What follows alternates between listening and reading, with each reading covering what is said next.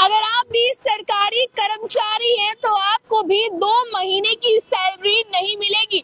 फरवरी और मार्च की सैलरी आप लोगों को नहीं मिलेगी अगर आप भी गवर्नमेंट एम्प्लॉय हैं तो। इस खबर को ध्यान से सुनिए और ज्यादा से ज्यादा शेयर कीजिए। अब दरअसल इसके ऊपर जो है वो सरकारी कर्मचारियों के लिए खबर सामने आ रही है, जहां पर बताया जा रहा है कि आपकी 2 महीने की सैलरीज आप लोगों को नहीं मिलने वाली है, जो कि फरवरी और मार्च की होंगी।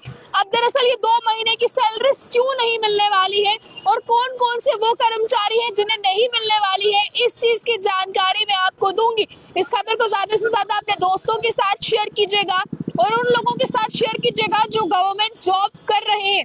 अभी दरअसल मैं आपको बता दूं, इसको लेकर सरकारी कर्मचारियों के लिए जरूरी खबर आ रही है। अब दरअसल जम्मू कश्मीर में बिल का भुगतान यानी कि बिजली बिल का भुगतान करने वाले जितने भी गवर्नमेंट एम्प्लॉयज हैं, उनको बोला गया है कि फरवरी और मार्च का वेतन आप लोगों को नहीं मिलेगा।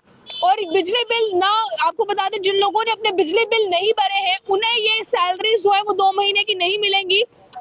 और बताया गया है कि बिजली विभाग ने वित्त वर्ष यानी कि वित्त वर्ष की समाप्ति यानी कि जो फाइनेंशियल ईयर जो है वो एंड अप होता है मार्च में, आप लोग जानते हैं।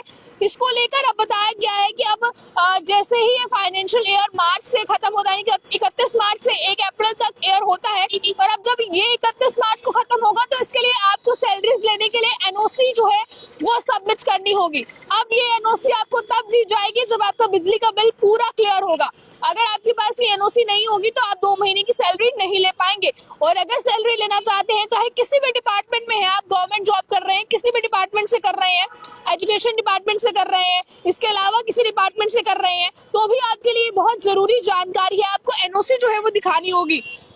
अब दरअसल मैं इसमें ये बता दूं, एनओसी दिखाना आप लोगों के लिए जरूरी है। और अब एनओसी आपको मिलेगी कैसे? आप अपनी बिजली के बिल जो है वो भर देंगे, जिसके बाद आपको ये एनओसी जो है वो दी जाएगी। अब जो प्राइवेट काम करने वाले मुलाजिम हैं, अब वो भी इसको ध्यान से सुन लीजिए, क्योंकि सिर्फ सरकारी मुलाजिमों के लिए ही नहीं है।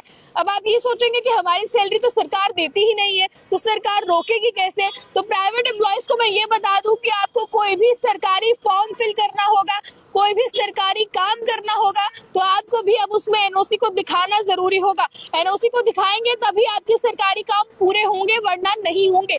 इसके बाद में आपको बता दूं, बताया गया है सरकारी कर्मचारी अपने बिजली बिल का जो है वो पेड कर दें और उसके बाद जो है मिलने वाले एनओसी विभाग में जमा करने के बाद ही आप लोगों को अपनी अपनी सैलरीज जो है वो मिलेंगी।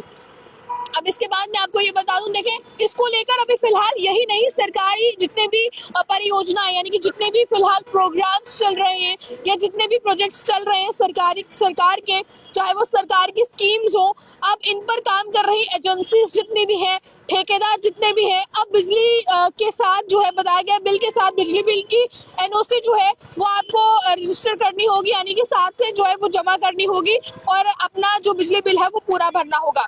अब बताया इसमें गया है, राजस्व से जुड़ने के लिए काम जो है बताया गया है कि चल रहे हैं, जितने भी प्रोजेक्ट्स यहाँ पर चल रहे हैं, आपको भी अगर सरकारी कोई भी काम करना है तो आपको अपनी बिजली बिल जो है वो भरने की जरूरत फिलहाल पड़ने वाली है। तो अब इसी की जानकारी की मैं फिलहाल बात करूं तो अभी ये जानकारियां सामने आ रही हैं। आप जितने भी लोग सरकारी एम्प्लॉय हैं या प्राइवेट एम्प्लॉय हैं, आप लोग ये चीज जान लीजिए, गवर्नमेंट की किसी भी स्कीम का लाभ अगर आप लोग लेना चाहते हैं तो आपको अपना बिजली बिल जमा करना होगा।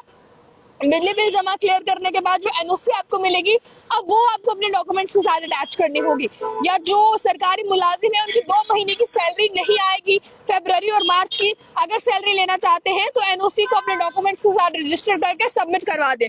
किसी भी डिपार्टमेंट में आप करते हैं ये मैटर नहीं करता है, किसी भी डिपार्टमेंट में अगर आप काम कर रहे हैं, एजुकेशन डिपार्टमेंट के हैं, जम्मू कश्मीर पुलिस डिपार्टमेंट के हैं, अगर आप जो है वो किसी भी डिपार्टमेंट से ताल्लुकात रखते हैं तो आपको ये चीज बता दिया जाए। अब दरअसल बताया गया है 3.5 लाख है प्रदेश में सरकारी कर्मचारियों की संख्या, यानी कि बताया गया है प्रदेश में फिलहाल साल दर साल बढ़ रही बिजली घाटे को कुछ हद तक कम करने के लिए बिजली निगम ने हर वर्ष इस तरह की कई बार ऐसी चीजें जो है वो लागू की है।